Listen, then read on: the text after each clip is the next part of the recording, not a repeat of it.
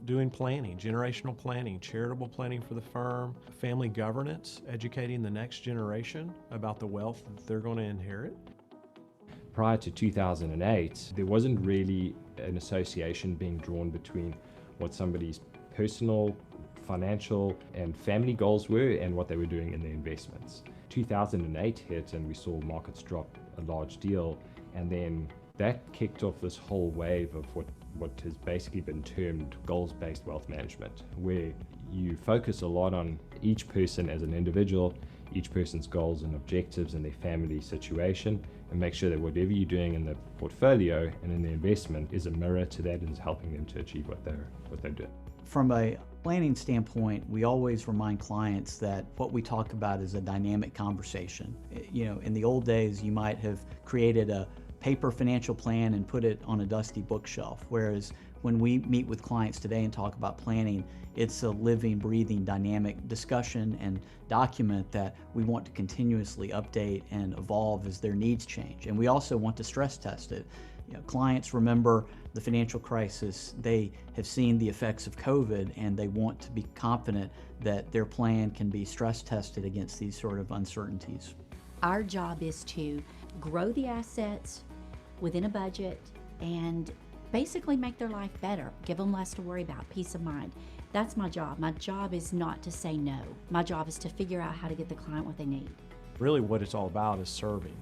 And I think everyone here loves to serve. And that's really how we differentiate ourselves. At Southeastern Trust, We want to help you Design a life. Design a life. design a life. We want to help you design a life well spent.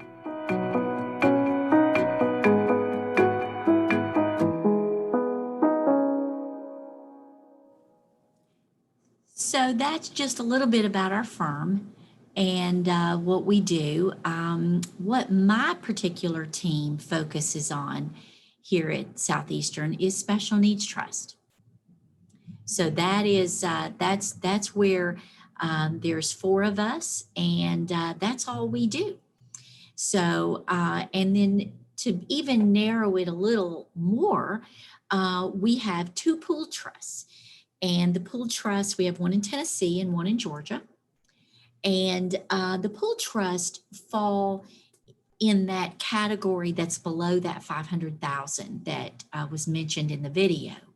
So if we have a smaller trust settlement, or someone leaves someone funds, or there's a lawsuit injury, not everybody gets millions of dollars when they get a settlement or an inheritance.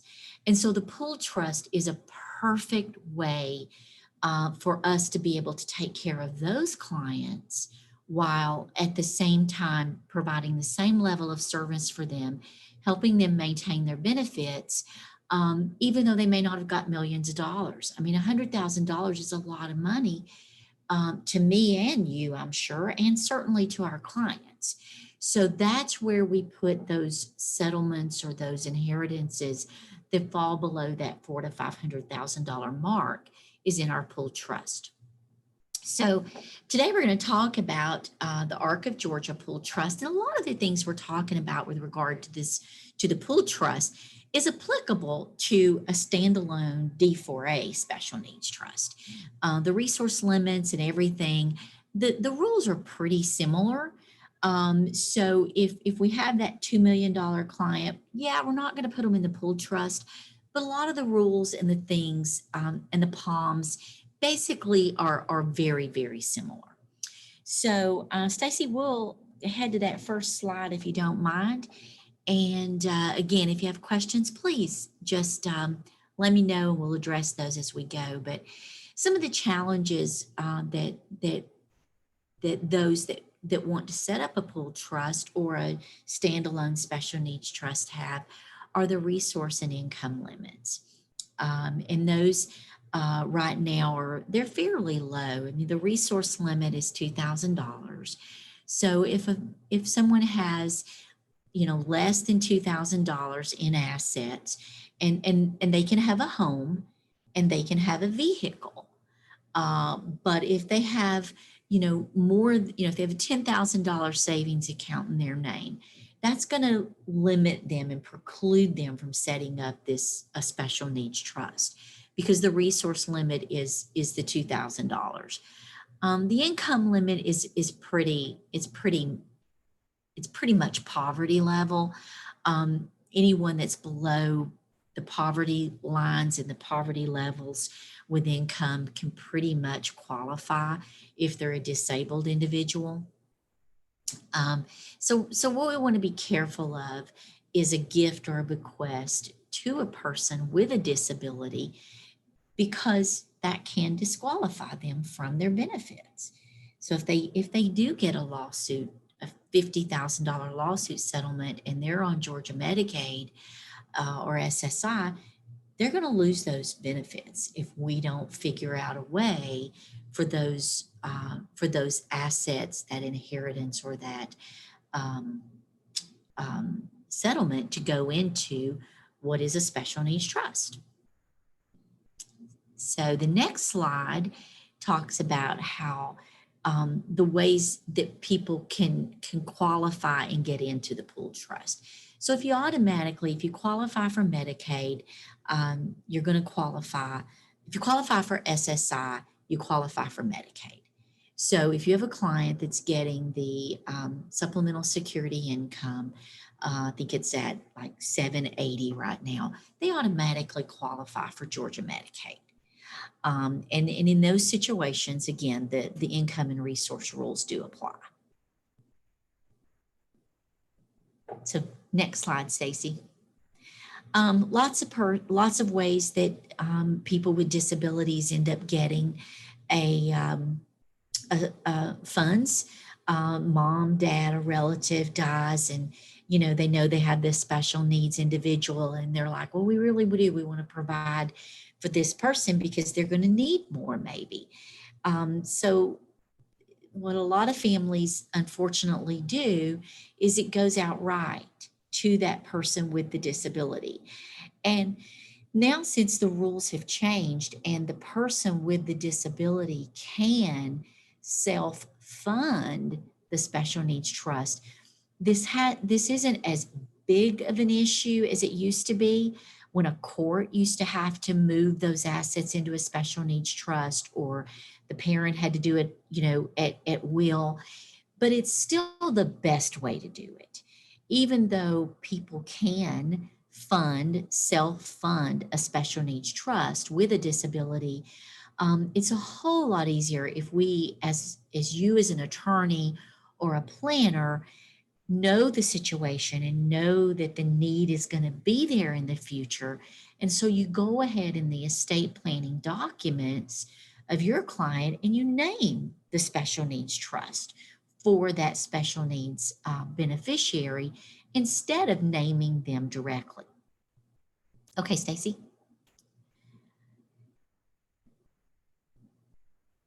So again, Stacy, go ahead and hit the next slide. So bequests upon death are ways that, that people are going to move those assets, from the individual from their family member or friend. They're going to do that at death.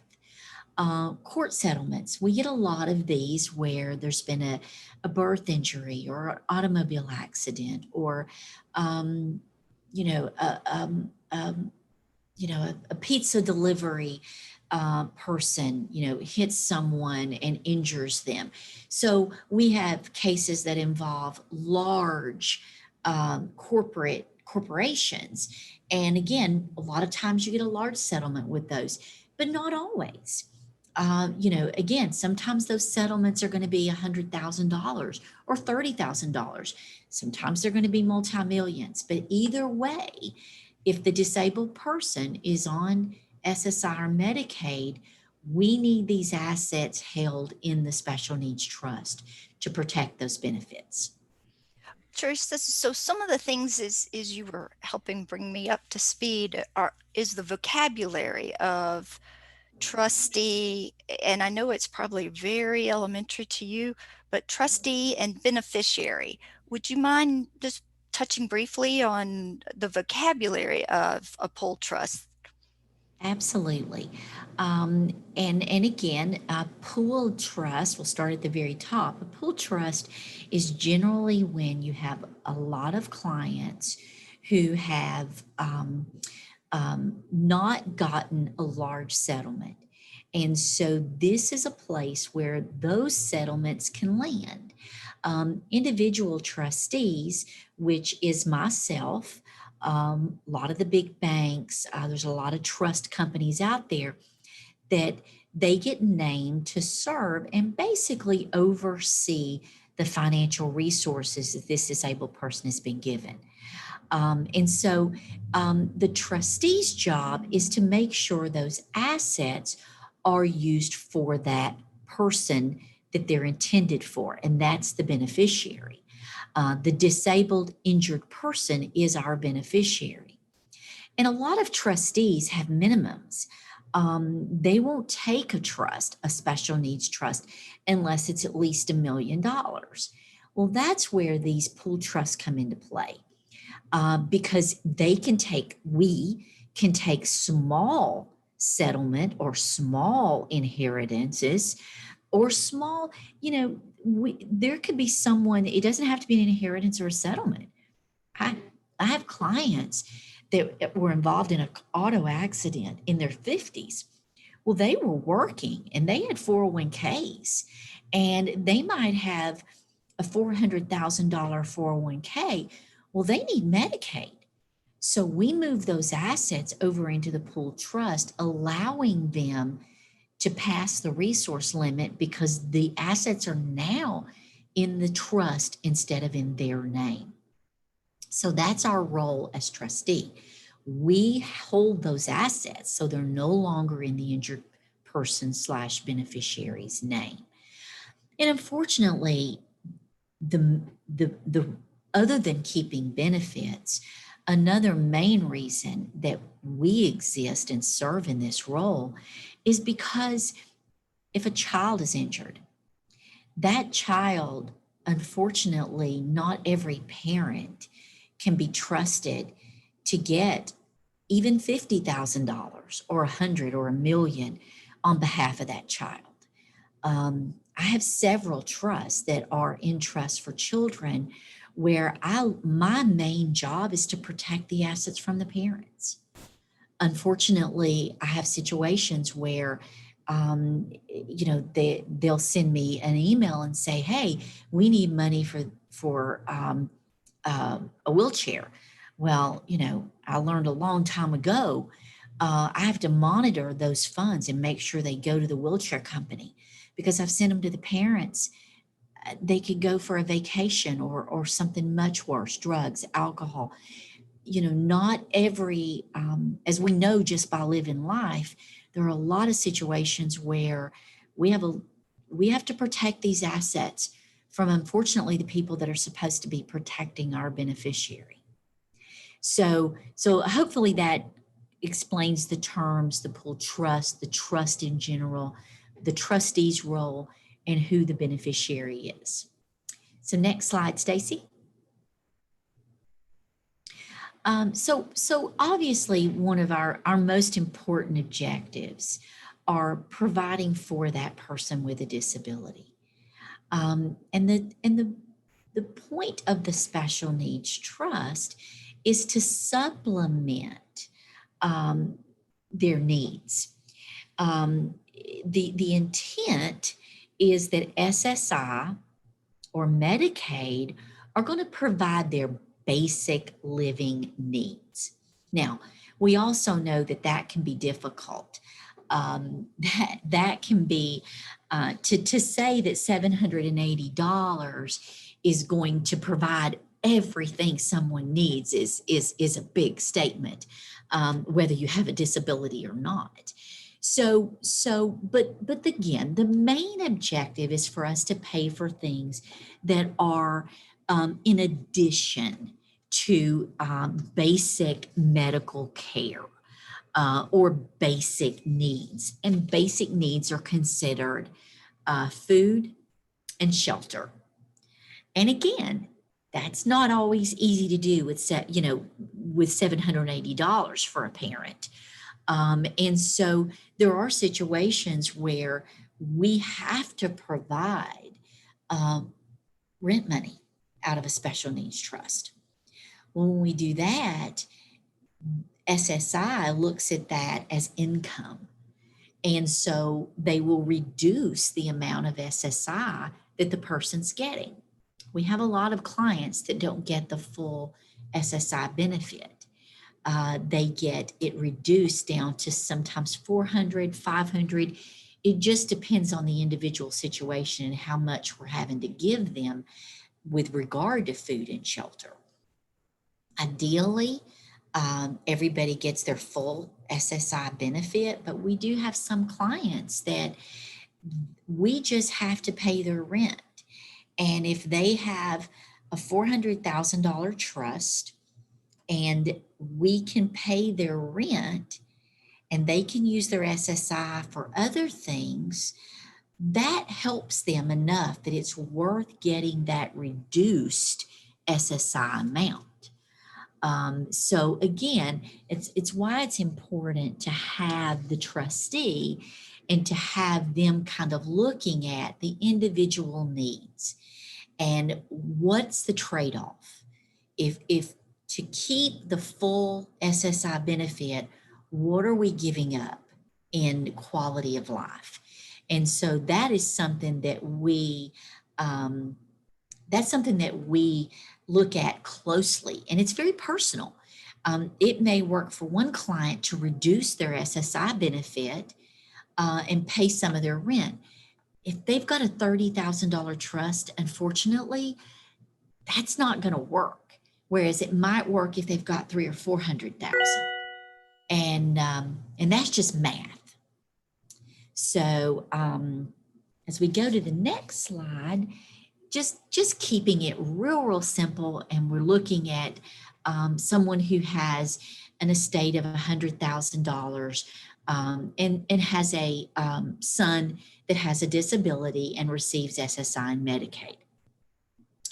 So the next slide tells us that what John really wants to do is he wants to provide for his son's, needs. That's his desire, right? It's what we all want to do as parents, or an attorney that has a client, that has assets and is going to have to go on SSI and benefit, SSI or Medicaid. The goal is always to provide for their basic needs and as much beyond that as we can. So the next slide tells us that if John leaves this money to his son, he's automatically disqualified from SSI and Medicaid because he's past the $2,000 resource limit. So there are options. We can deplete the assets and then reapply for benefits, and we see that happen from time to time. I've had a client I've had attorneys call me. Look, we're getting a $50,000 settlement. We need a van. We really need a van. I'm like, well, then you don't need to go through the process of setting up a special needs trust.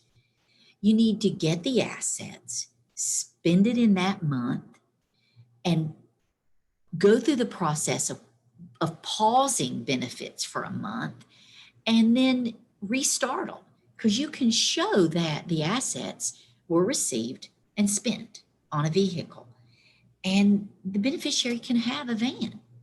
So every one of these is different. Depleting assets is easy if you've got a small amount of money and a big need, but that's an option that we don't choose a lot. But from time to time, again, it can save the client money to do that. It just depends on what they need. So, Teresa, we have a perfect example, and I'm so proud. I think I know the answer, but we'll see. Valencia asked, my parents, daughter's grandparents, are looking at their will. If, as the guardian of a child with a disability, receives the inheritance, so if the guardian receives the inheritance, would this affect the disability benefits, and would there be a need to use the trust?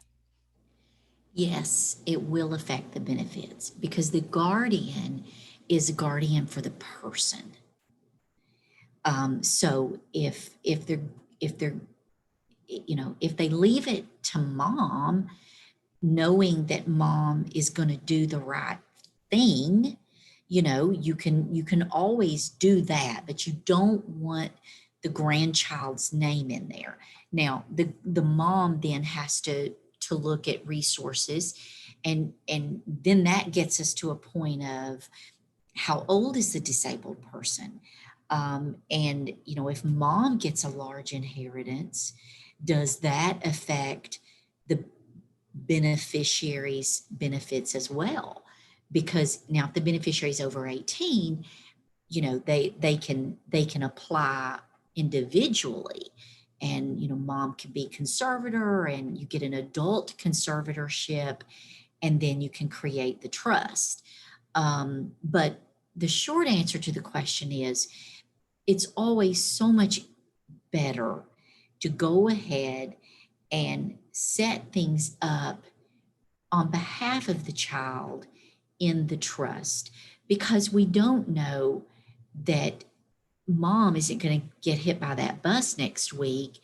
And it's just, when you're doing this type of planning, and you guys as attorneys know this better than I, you have to plan for what's going to happen when the people who truly care about the beneficiary are gone. That doesn't mean a sibling doesn't care about the beneficiary. It doesn't mean an aunt or an uncle doesn't. But if you are trusting people, you meaning your parents, are putting all the faith in that mom is going to be here and mom is going to do the right thing, I just think that's a scary position to put the disabled person in.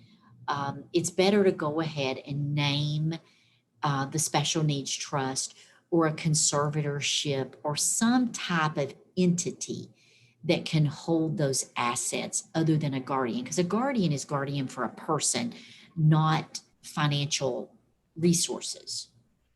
So Valencia's following up. So we need to go ahead and establish a trust. And I hear that as being a yes. Is Yes. that correct? Yes. Yes. Thank you.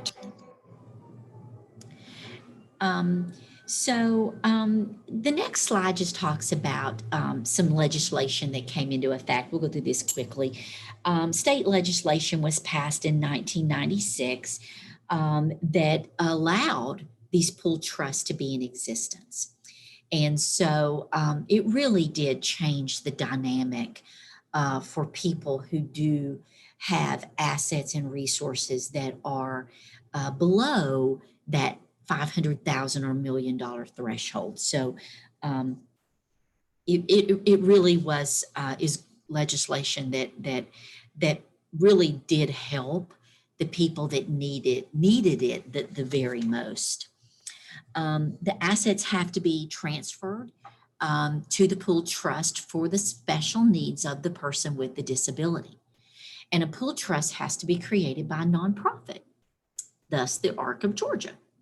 So the ARC of Georgia came to us, Southeastern Trust Company, and said, we have a need. We realize there's only one pooled trust in our state. And at the time the ARC was established, that particular pooled trust wasn't even accepting new clients. So Georgia residents had to go to a national pooled trust for help. And there are a lot of those, and there are a lot of good ones. But what a critical need that was missing, that the ARC stepped in and filled for their state.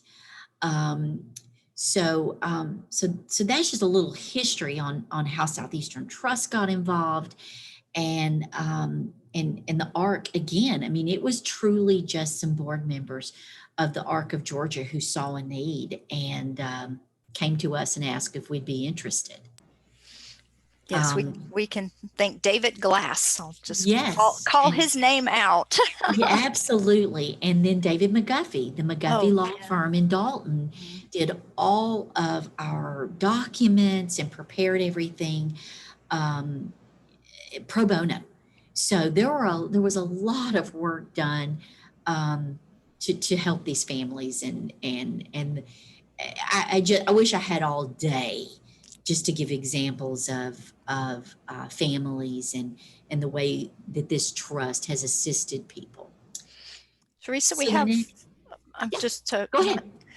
not to interrupt, but to, so Kelly Lewis is asking, our family was in the Washington Post on Sunday. You go, Kelly. People are sending donations to a GoFundMe campaign set up on our behalf. There are immediate needs that need to be taken care of. If the funds are deposited in my account, will my sons, evidently there are more than one, lose their benefits? I'm thinking it depends on how old the children are, but I'll stop there. It would. GoFundMe is one of those areas where it's tricky. And I'm not an attorney. I'm a trust administrator. So I would definitely reach out and get legal counsel on the GoFundMe stuff, because I think a lot of that legislation is still kind of new. So the kids are 10 and 11. So Kelly, I would seek legal advice on that one. I'm not skirting it. My gut tells me that it could affect their benefits. So I would advise you to absolutely get some legal advice on that. We're still learning on GoFundMe. All right, so the next, we can skip this one, Stacy. I think I covered it. You would need, Kelly, you're here in Georgia, aren't you? I'm assuming that you are. So Kelly, if you will email me individually, I'll put you in touch with somebody and probably get us an answer without having to spend any money.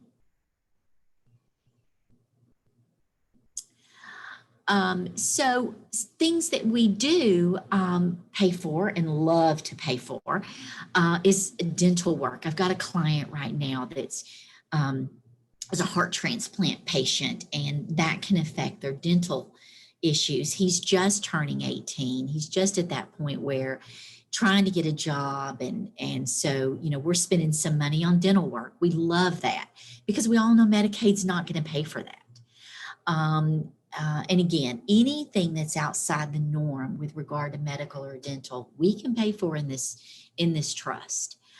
Supplemental education, iPads, communicators for our children who are autistic that are nonverbal, private rehabilitation, entertainment. I pay for movies. I pay for, anything that will enhance the life of a child with autism, or a child with a physical disability, or a traumatic brain injury, anything that makes their life better. I pay for trips to Disney World for the child and a care provider. I can sneak 2 care providers in depending on the extent of the disability. So just some of those things, again, supplemental care, but it doesn't absolutely have to be supplemental care. It can be those basic needs when the situation requires it. The next slide talks about furniture, purchase of personal property. Again, anything that's going to make things comfortable. But again, expenditures shall not be made for primary support or maintenance, including basic food or shelter. If that happens, we don't always lose benefits, but we can have reduced benefits in those situations. Question from Valencia, yes. If it is, we only have 2 pooled trusts. I'm sorry to say, we have one in Georgia and one in Tennessee. The beneficiary does have to reside in those states. Now, I can recommend a couple of national pool trusts, and I do that regularly. The Commonwealth Community Trust, CCT, is an amazing national pool trust. And please email me offline on those, and I can put you in touch with a rep at those pool trusts. There's a couple I'd steer you away from, but there are CCT is a great national pool trust. Able accounts, I'm not going to spend a lot of time here because if Stacy, it sounds like y'all have already done a thing on Able, so that's great.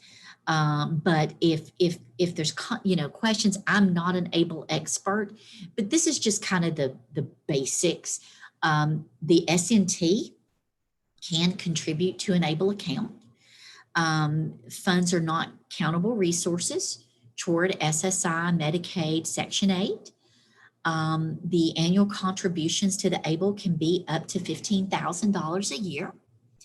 And then the ABLE account can go up to $100,000. Once it hits that 100, then the Medicaid eligibility is suspended. So you want to keep those ABLE accounts below that $100,000 mark.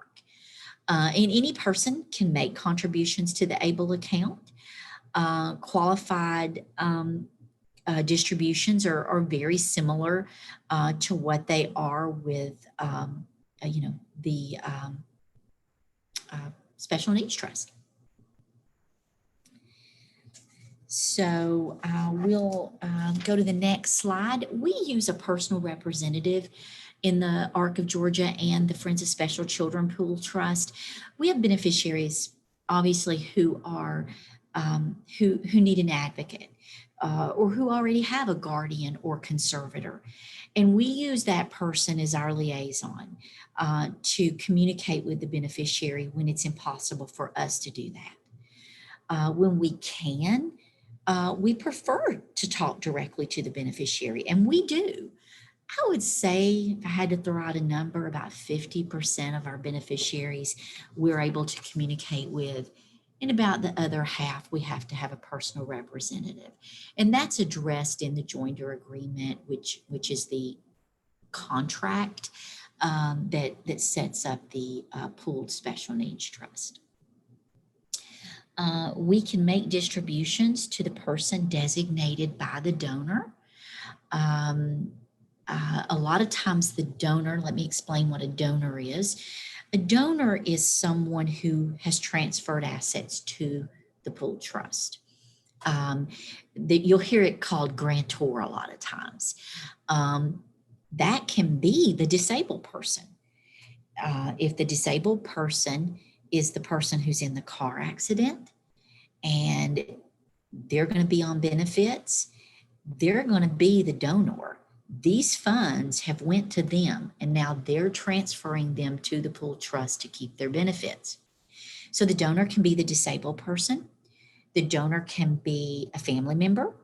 The donor can be the estate of someone who left funds to the person. So the donor is where the funds originate. Generally, it's a surviving family member. It can be, again, it can be the beneficiary. So the donor can be any number of people. We have a couple of different kinds of special needs trusts. And you've probably heard this talked about with first party and third party. So let me give you just a broad example of those. A third party special needs trust, whether it's a pooled special need trust or a standalone D4A special needs trust. A third party is when someone else has given the beneficiary the money. A family member, a friend, a mom, a dad, whomever, a cousin, somebody has left these assets to another person. And Stacy, let's go on to the next slide. And they'll do that. They'll do that to via a will or a document that says we're transferring these assets to this special needs trust. In that situation, their document's also going to say what happens to those assets when the disabled beneficiary is gone. And in most situations, it then goes to another family member or a sibling, or maybe the disabled beneficiary's children. I mean, it can be whatever the donor or the grantor says. So that is kind of the guidance for the trustee. While I'm administering this special needs trust, this is a third-party trust that was given to this beneficiary. And so I'm going to administer it to and for the benefit of this beneficiary. When the beneficiary is gone, there is no state payback. There is no Medicaid payback, because this is a third-party trust. It was set up by the donor in their will to go to this special needs trust. And then when that beneficiary is deceased, that donor gets to say what happens to their money, not the state of Georgia or the state of any state. So there is no Medicaid payback on a third-party trust. A first-party special needs trust is what happens when grandma doesn't do a will and grandma passes away, and her will says, I'm giving $300,000 to Johnny, and Johnny has a disability, and Johnny's on SSI and Medicaid. So Johnny's family is going to say, oh my goodness, we've got to get this in a special needs trust. Hopefully they're going to say that, not just deplete the $300,000. That's when we're going to get called in and we're going to be asked, okay, can we put this $300,000 in a trust for Johnny? Well, yeah, we absolutely can. But this is Johnny's money. It wasn't left via a will in a third-party trust. This was left to Johnny. So Johnny's funding this trust. Well, when Johnny funds the trust instead of grandma with her will, Medicaid gets paid back. So when Johnny's gone, grandma can't say, well, we wanted this money to go to Johnny's siblings. It has to go back to pay Medicaid. Now, if there's assets left when Medicaid gets paid back, then Johnny's estate, it would distribute to family per the laws of the state of Georgia. But Medicaid's going to get paid back unless that third-party trust is in existence.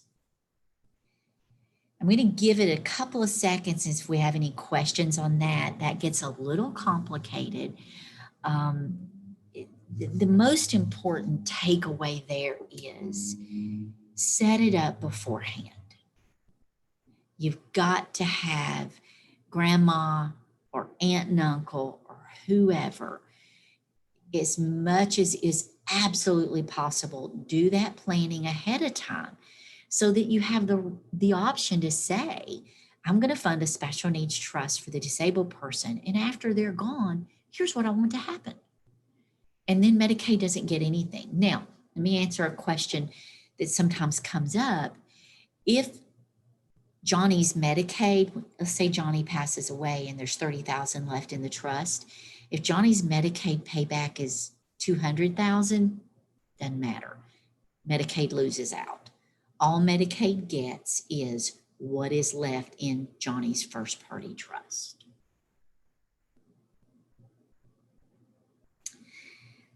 So the next slide just talks about the Arc of Georgia and Southeastern Trust Company, and I've already went over that. The Arc of Georgia is our co-trustee.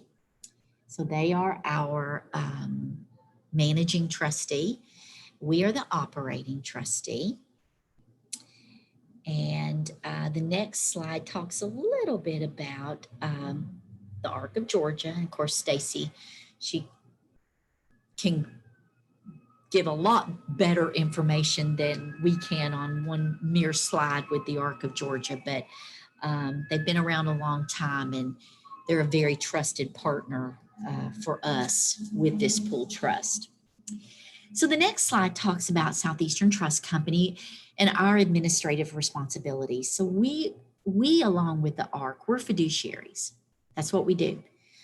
We are held to a fiduciary standard, which means basically we are required by law to treat every client with due diligence, the Prudent Investor Act, all of those rules that apply for a fiduciary apply to us. We have to manage these funds. I always tell my clients, I manage them. I have to manage these funds like they were mine or my mother's or my disabled child's funds. We have a responsibility as a company, which we take very seriously with investing our assets.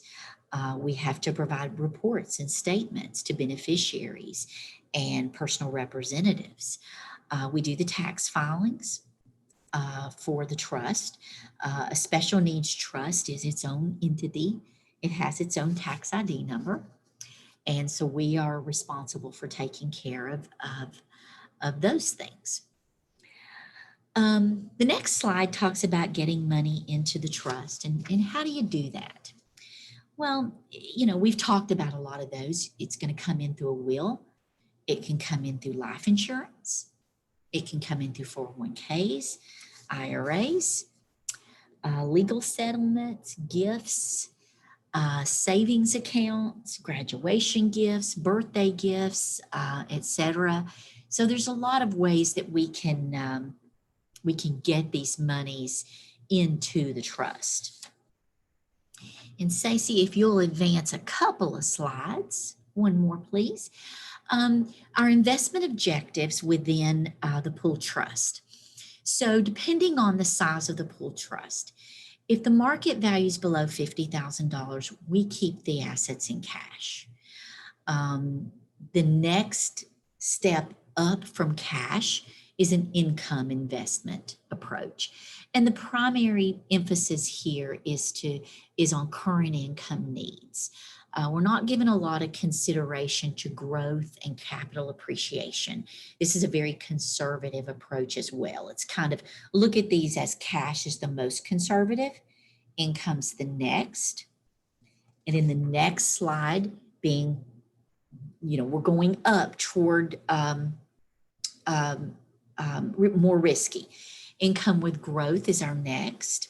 Balanced, kind of in the middle. You're going to have 50% kind of an income perspective and 50% in stocks and growth investments.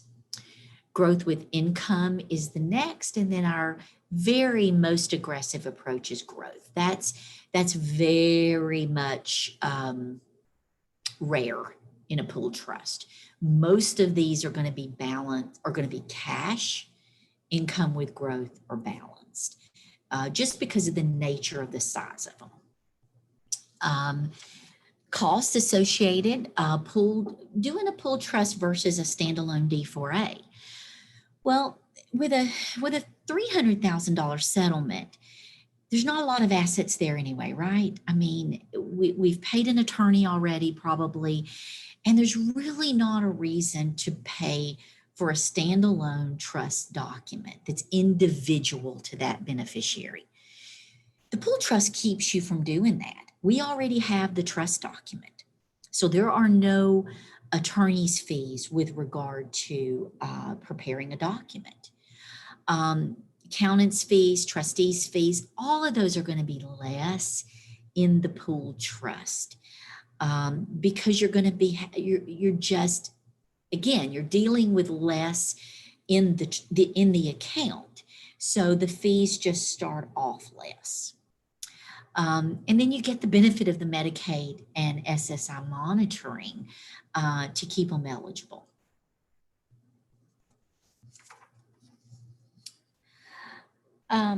Pool trust, an alternative option. You got to coordinate this into estate planning. You got to coordinate this with families. You've got to be thinking of it from a perspective of the one at the bottom here on this slide is to me the most important.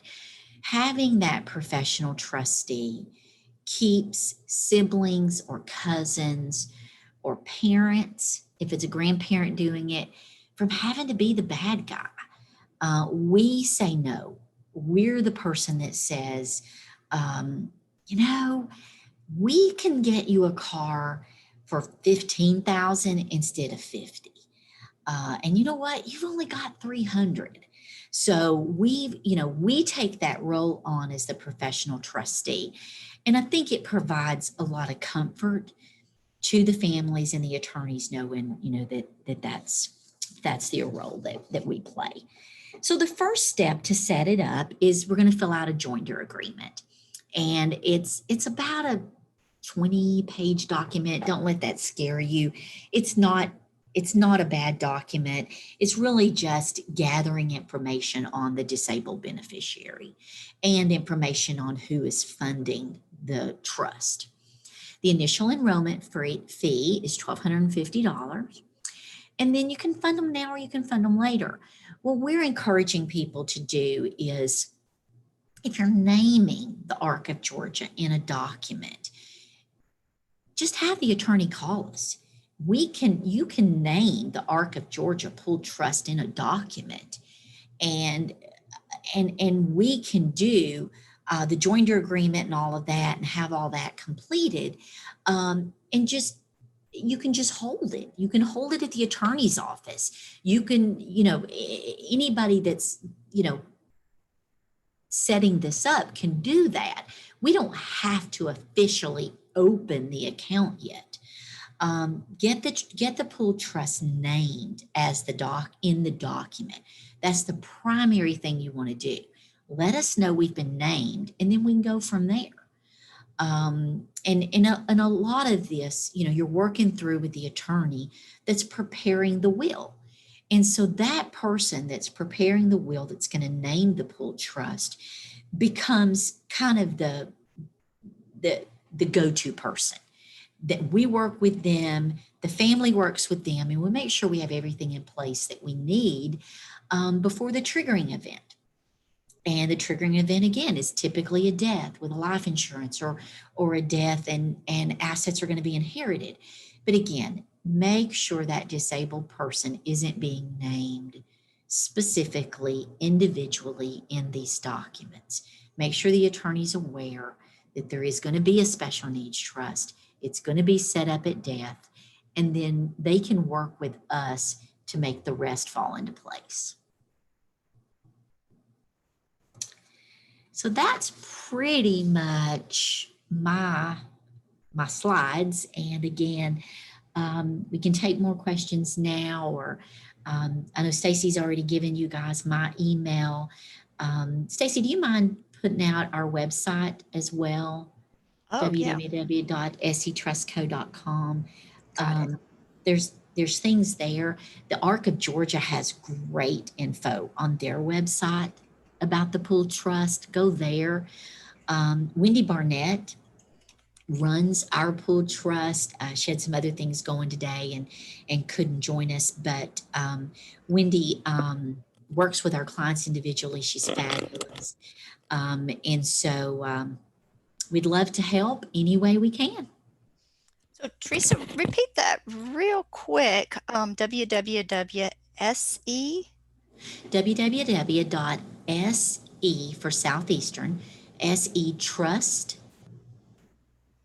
company.com. Okay. And company is CO. CO, yeah. And if you just Google Southeastern Trust Company, it'll take you right to our website. Good. Good.